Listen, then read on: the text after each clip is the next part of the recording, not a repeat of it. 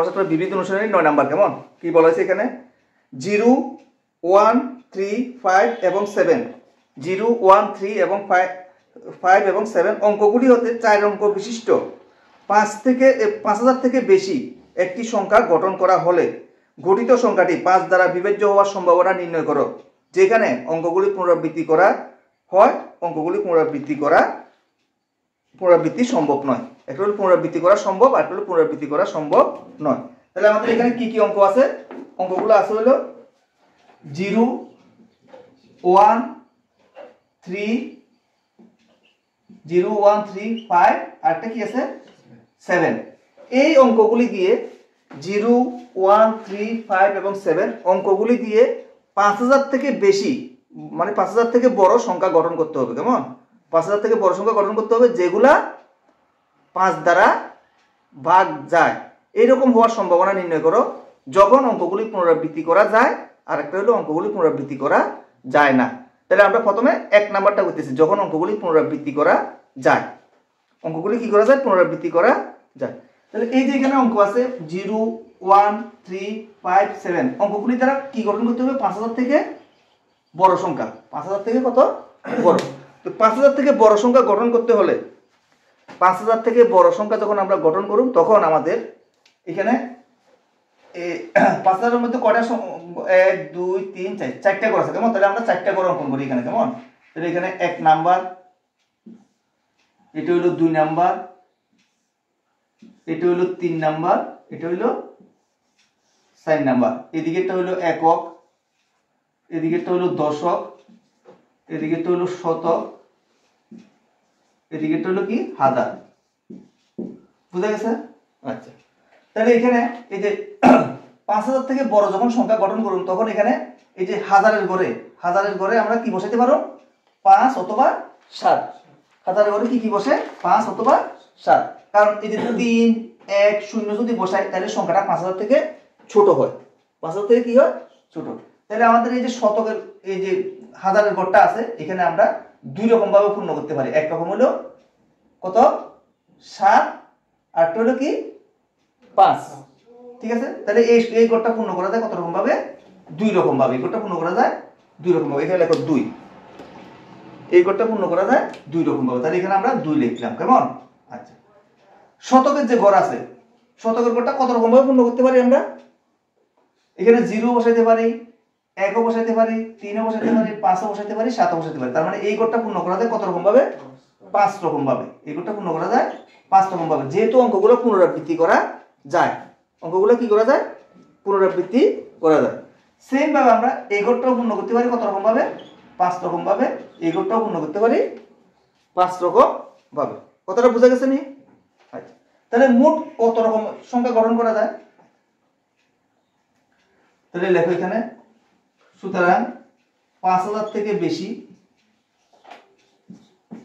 দুই বেলা করে একবার করতেছি। যেমন 5000 থেকে বেশি গঠিত সংখ্যা, বেশি মোট সংখ্যা হবে সমান সমান 2 গুণ 5 গুণ 5 গুণ 5 সমান সমান কত হয়? এখানে 5 5 25, 5 25 125, 125 কে 2 দ্বারা গুণ করলে কত হয়? 100 100 কত? 200 তো? তাহলে 250।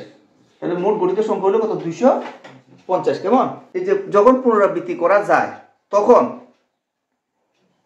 5 দ্বারা বিভাজ্য এরকম সংখ্যা কয়টা হয়? কত দ্বারা বিভাজ্য?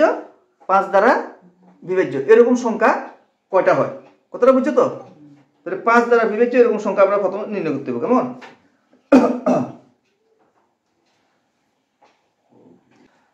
কোনো একটা সংখ্যা যদি 5 দ্বারা বিভাজ্য হতে হয় তাহলে এককের ঘরে কত থাকবে? 5 থাকবে অথবা 0 থাকবে। কথাটা বুঝছো তো?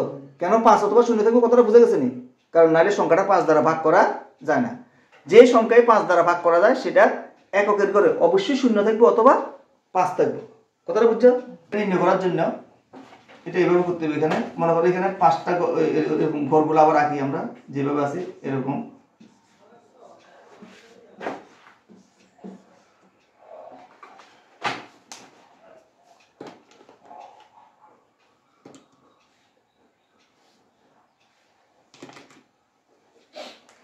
তাহলে এখানে দেখো এই যে দশকের গড়, এই হাজারের গড়ের মধ্যে আমরা কি থাকে?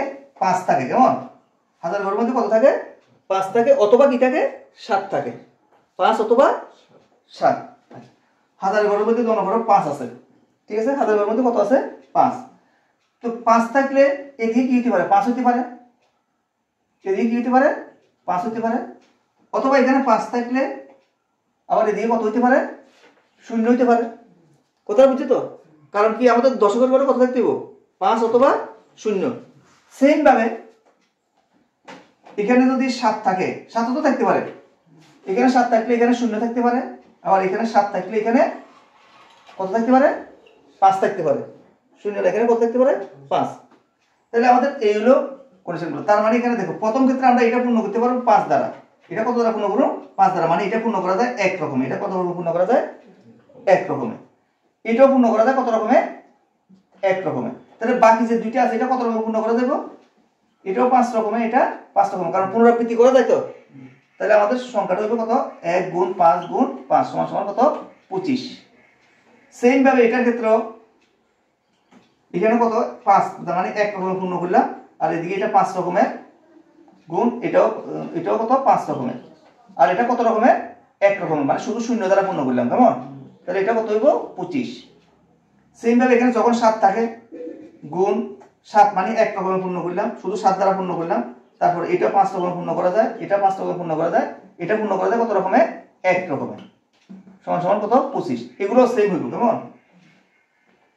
এটা এক রকমের, এটা 5 রকমের, এটা 5 রকমের, এটা কত? এক রকম, মানে শত। তাহলে কত? 25। তাহলে আমাদের 5 দ্বারা বিভাজ্য এরকম মোট সংখ্যা কত হয়? 25 যোগ 25 যোগ 25 যোগ 25। কেমন? তাহলে দেখো 5 দ্বারা বিভাজ্য মোট সংখ্যা হবে, 5 দ্বারা বিভাজ্য মোট সংখ্যা হবে কত? 100।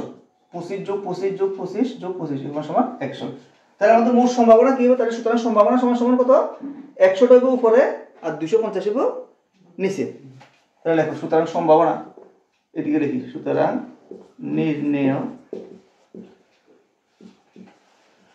সম্ভাবনা সমান সমান 100 উপরে নিচে হলো 250 সমান সমান কত হয়? এটা কাটাকাটি করলে 1 0 0 কাটা যায়, 5 দ্বারা কাটলে 2, 5 দ্বারা কাটলে 5, তাহলে 2/5। এটাই আমাদের উত্তর। ঠিক আছে? এটা হলো 1 নম্বরের উত্তর। কেমন? যখন সংখ্যাগুলি কত পুনরাবৃত্তি করা যায়।